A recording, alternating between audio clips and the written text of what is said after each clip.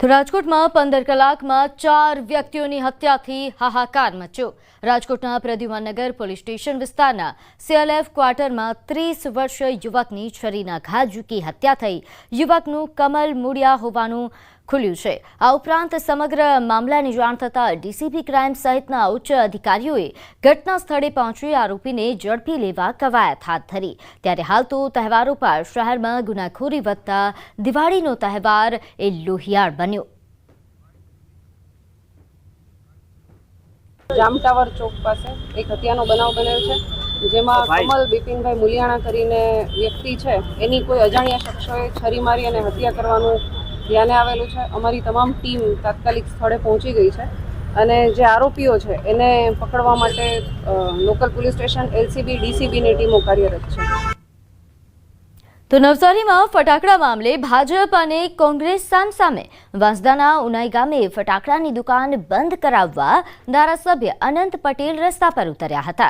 કોંગ્રેસ ધારાસભ્ય અનંત પટેલનો અપશબ્દો તેમજ બીભત્સ ઇશારો કરતો વિડીયો વાયરલ થયો છે। વાયરલ વિડીયો મામલે ભાજપે પ્રતિક્રિયા આપી। પ્રદેશ ભાજપના આદિજાતિ મોરચાના મહામંત્રી પિયુષ પટેલે કહ્યું કે દિવાળી સમયે સામાન્ય લોકોને ધંધા રોજગાર માટે મદદ કરવી જોઈએ, નહીં કે ધંધા બંધ કરાવવા જોઈએ। જો તમે ધારાસભ્ય છો તો તમે તમારી ગ્રાન્ટમાંથી એક ફાયર ફાઇટર કેમ નથી લાવી આપતા? જ્યારે તમે જાહેર જનતા માટે વિચારો છો તો વાંસદાથી ઉનાઈ રોડ જે બિસ્માર હાલતમાં છે તે તમને કેમ નથી દેખાતો? જ્યારે સામાન્ય ઘરના લોકો રોજગારી માટે કોઈ ધંધો કરે છે ત્યારે તમારા જેવા ધારાસભ્ય કક્ષાના માણસે એવા લોકોને મદદ કરવી જોઈએ, નહીં કે એવા ધંધા બંધ કરવા જોઈએ। આજે તમારા કારણે નહીં માત્ર ઉનાઈ ગામમાં પણ આખા વાંસદા તાલુકામાં તમામ લોકો ધંધો નથી કરી શકતા, તો તેનું એકમાત્ર કારણ છે વાંસદાના ધારાસભ્ય। ગાંધીનગરમાં હિટ એન્ડ રનનો બનાવ। અકસ્માત સર્જનાર દારૂ પીધેલી હાલતમાં હોવાનો આક્ષેપ છે। ભોગ બનનાર રાહુલ મુલચંદાણીએ ગંભીર આરોપ લગાવ્યા। કારની સ્પીડ 120થી વધુની હોવાનો આક્ષેપ। કારમાંથી રાકેશ રાય નામની વ્યક્તિનું આઈ કાર્ડ મળી આવ્યું। કોઈ મહિલાએ પોલીસ સમક્ષ અકસ્માત પોતે કર્યાનું કબૂલ્યું છે। અકસ્માત સર્જનાર પુરુષ જ હોવાનો દાવો થઈ રહ્યો છે।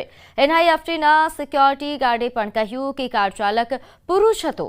TCSના CCTV પોલીસ ચેક કરે તો હકીકત સામે આવે એમ છે।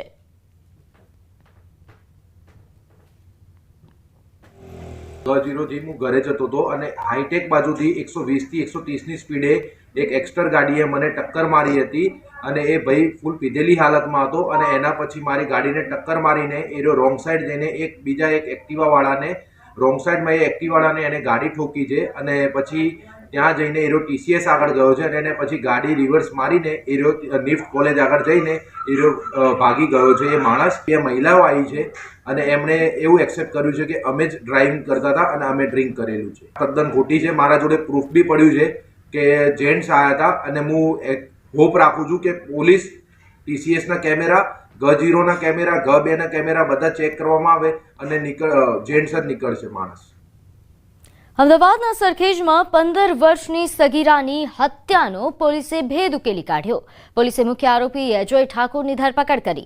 અજય પ્રેમ સંબંધમાં વિખૂટા પડતા સગીરાને છરીના ઘા મારી અને ચહેરા પર પથ્થર વડે હુમલો કરી હત્યા કરી। મૃતકના હાથ પર અજયનું નામ લખેલું ટેટુ તેમજ મળેલી ચિઠ્ઠીથી તપાસ આગળ ધપાવવામાં આવી। અજયના મિત્ર હિતેશ ઠાકોરની પણ ધરપકડ કરવામાં આવી છે। બંને કેનાલ પાસે સગીરાની હત્યા કરી હતી। ઘટના બાદ અજય મુંબઈ ભાગી ગયો હતો, જ્યાંથી અમદાવાદ પરત ફરતા ઝડપાયો। પોલીસ એમની ડેડ બોડી બતાવી ત્યારે એમણે શંકા વ્યક્ત કરી કે જે અજય ઠાકોર છે એની સાથે એમની દીકરી ભાગી ગયેલી હતી, એટલે એણે કોઈ કારણસર એની હત્યા કરી છે। આ કામે ઝોન 7 LCB તથા ડિસ્ટાફ સરખેજ પોલીસ PI અને બધાએ મહેનત કરી અને ટેકનિકલ સોર્સનો ઉપયોગ કરી। ભ્રષ્ટાચાર મુક્ત ગુજરાતના દાવા વચ્ચે ACB એન્ટી કરપ્શન બ્યુરોના આંકડાઓ સામે આવ્યા છે।